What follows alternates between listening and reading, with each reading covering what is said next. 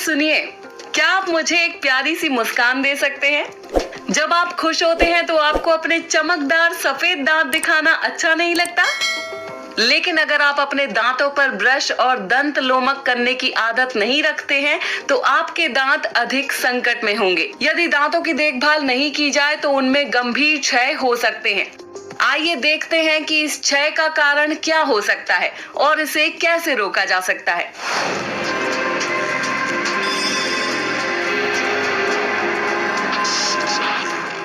अगर हम दांत की संरचना को देखेंगे तो हम देख सकते हैं कि इसका एक भाग मसूड़ों में धंसा हुआ होता है। इसे जड़ कहा जाता है। ऊपर जो भाग दिखाई दे रहा है वो शीर्ष होता है। बाह्य रूप से शीर्ष इनेमल द्वारा ढका हुआ होता है और इनेमल के नीचे डेंटाइन स्थित होते हैं। इसके नीचे मज्जा गुहा पाई जाती है जिसमें तंत्रिकाएं और रक्त वाहिकाएं उपस्थित होती हैं। दांतों की जड़ें सीमेंटम या सीमेंट नामक कठोर पदार्थ से ढकी हुई होती हैं। एक वयस्क मनुष्य में 32 स्थायी दांत होते हैं।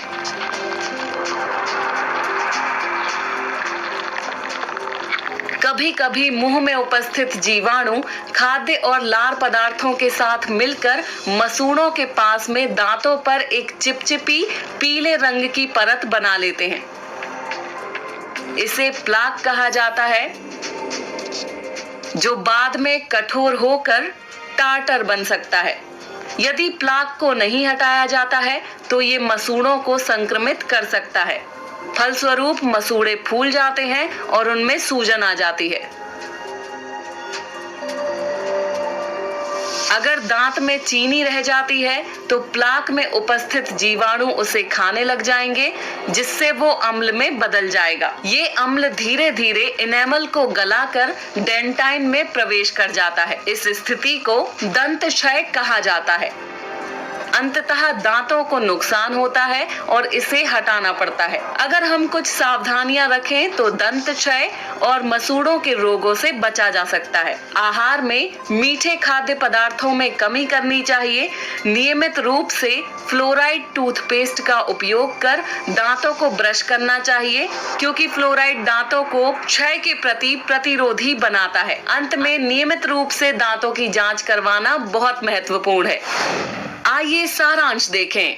दांत के विभिन्न भाग हैं: मसूड़ा, शीर्ष, इनेमल, डेंटाइन, मज्जा गुहा, सीमेंट। कुल मिलाकर एक वयस्क मानव में 32 स्थायी दांत होते हैं।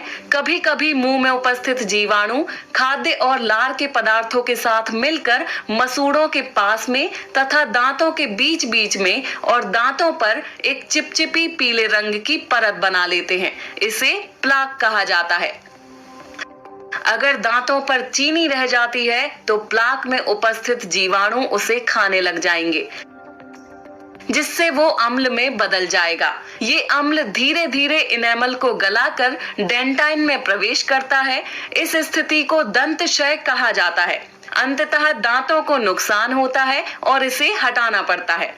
अगर हम कुछ सावधानियां रखें तो दंत क्षय और मसूड़ों में होने वाले रोगों से बचाव किया जा सकता है। आहार में मीठे खाद्य पदार्थों में कमी करनी चाहिए। नियमित रूप से फ्लोराइड टूथपेस्ट का उपयोग कर दांतों को ब्रश करना चाहिए, क्योंकि फ्लोराइड दांतों को क्षय के प्रति प्रतिरोधी बनाता है। अंत में नियमित रूप से दांतों की जांच करवाना बहुत महत्वपूर्ण है। अगर आप भी स्क्रीन पर दिख रहे इस प्यारे कुत्ते की तरह अपना मुंह अधिक खोलेंगे तो आपके मुंह से भी लार टपक सकती है। मुंह में उपस्थित अन्य सहायक पाचन अंगों की तरह इस लार की भी हमारी पाचन क्रिया में बड़ी महत्वपूर्ण भूमिका है। हमारे अन्य वीडियो में ये पता लगाना ना भूलें कि ये सहायक पाचन अंग कौन कौन से हैं।